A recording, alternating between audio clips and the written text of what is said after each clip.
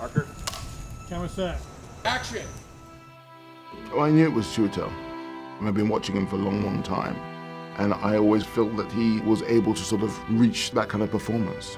And I knew that he could do it. I was born a free man. Can I get a kiss, please? Thank you. Until the day I was kidnapped and sold into slavery. We had a pretty extraordinary script. And at that point, we got Chiwetel Ejiofor to commit to playing Solomon. If you want to survive, do and say as little as possible. Well, I don't want to survive. I want to live. Chiwetel got on board, and there was never another Solomon. Pick that cut. Move along, huh? When I first read the script and the book, I'd never read or seen anything like that in my life.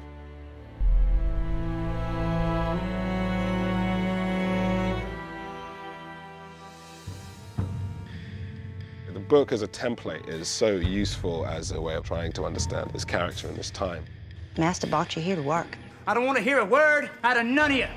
Once you read Solomon's autobiography, it puts you in a certain mindset where you start to get a little glimpse into what he's going through and what he is seeing.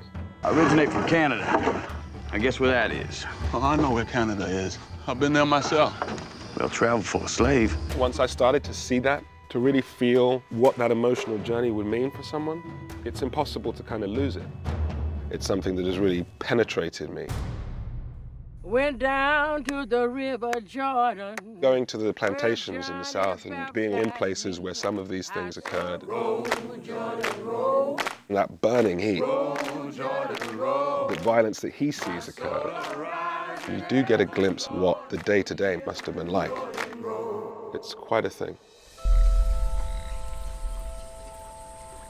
Chiwetel conjures up the most profound empathy, not just because of the situation. There's something about him and what he transmits as an actor that's just very, very earnest, very vulnerable, very sharp, and you really care for him.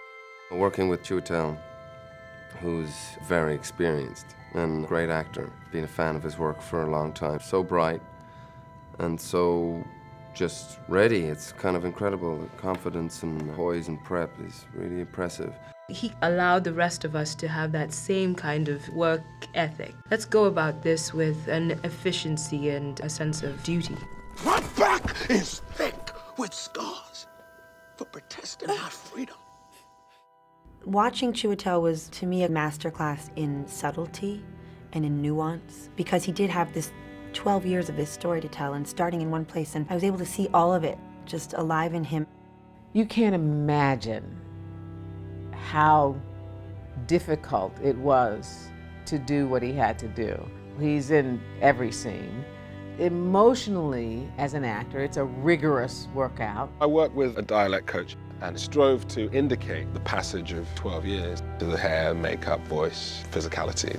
He became very much in depth in Solomon, and that was impressive to see. Days ago, I was with my family, in my home. Now you tell me all is lost.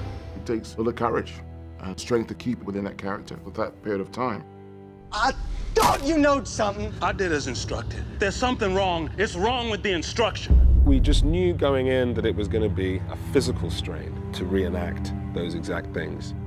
The story, it is amazing. And in no good way. You come here. Master, I said come here! But it felt it was such a strong part of the story. I will survive. I will not fall into despair. I will keep myself hardy till freedom is opportune. It was tough sort of emotionally and physically, but every day there was a sense of really connecting to Solomon and his story. And reenacting something that he went through and trying to reenact it in the detail that he describes it was something that really was very important to me. It would be an unspeakable happiness to see my wife and my family again. Chiwetel has the ability and nobility to sort of hold the camera and hold the whole film together. It was an extraordinary journey to go on, and I knew that it would be. I was a free man. I'm not a slave.